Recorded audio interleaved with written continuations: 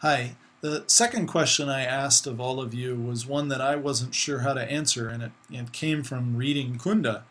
And what I asked you was, what is a desirable organizational culture to have in a firm? And it kind of, Kunda's argument about tech was such that here you have an integrated culture that even if it does serve the interests of the individual, and even if it had this positive relevance to the individuals within it, that you're still subjected to some kind of ideology.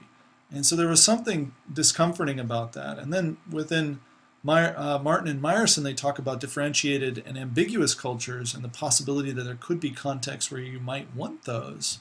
So it made me kind of wonder, well, how do I judge? How do I make a decision on which culture to adopt?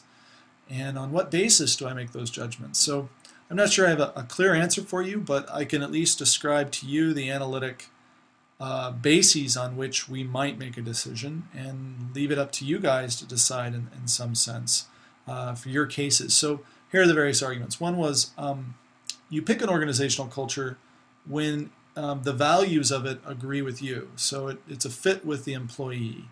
So it's a match between your personal values or personal kinds of beliefs and those of the firm.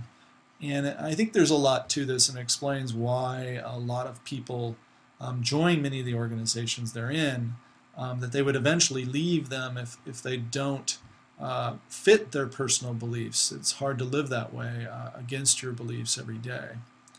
So I think that's a feasible argument for at least a personal decision about the culture. Whether that's how you would build a collective culture for an organization, that's another matter. Another argument for building or deciding on what an organizational culture to use or build is the fit with a particular type of organization. So some of you out there said that you would prefer to have an organizational culture that fits the type of organization. And here the idea might be that firms that require knowledge creation and innovation on individual creativity would be less flexible perhaps, and you might want a differentiated or even an ambiguous one, particularly in times of organizational change. And in those contexts, an individual can express freedom or have a chance of kind of getting around ideologies or creating their own. So that was kind of a refrain in some of the posts. A third kind of way of deciding on an organizational culture is to consider its fit with mission. And here it's talking about you pick those first course constructs about the culture, like the mission and goals that you think are central. And then from that, you decide on the rest of the culture that would align with that and reinforce it. And my prior response on the screenside chat seemed to be like this, but I think it was really, I just meant it in a pragmatic way in the last screenside chat. I'm not sure if that's actually ultimately the way I would pick the missions and the goals as well, that a culture would include that as well. So, but it's something to think about, that perhaps the alignment of the rituals has to kind of fit, at least if you want a concise or clear culture, with those values. Now, another view, a fourth view out there, was that the best culture is the one that fits the organization's success and survival. And this is kind of a logic of consequence. It's viewing an organizational culture as one that its utility depends on its results, right? And so here Eugenia had a nice summary of this, which was, my personal experience. I would say a desirable organizational culture is one that makes people want to stay with the organization for a while, one that makes people more effective, one that makes organization sustainable, and this can be achieved by a common goal, certain flexibility around procedures, informal community of colleagues. Goes into some a series of kinds of more concrete prescriptions. But I think that the general idea is that the organizational culture is only as good or as appropriate as it survives the needs of the firm and the participants within it, and has that kind of consequence.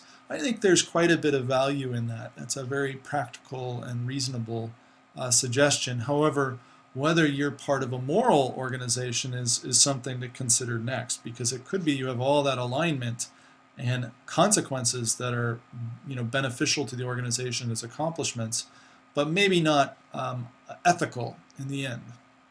there have been many organizations out there which have pursued unethical goals. So a lot of you mentioned there that some believe that organizations should have universal ethical values, that these should kind of not be, cruel organizations, that they serve the public good in some sense, or have some mission to it that fits a universal ethic, say, so it doesn't violate those. So I think that Cheryl actually Torado summarizes up these features by saying, it's an interesting question, and she thinks there's multiple elements that an individual organization has to define before coming to a decision about the appropriate culture. And one is the type of organization you belong to, what the past and current culture of the organization is, and how it relates to the mission and goals of the organization as a whole, whether it fits the individuals, and then finally, how you define desirable. Excuse me. And by that, it's like the ethics and the consequences.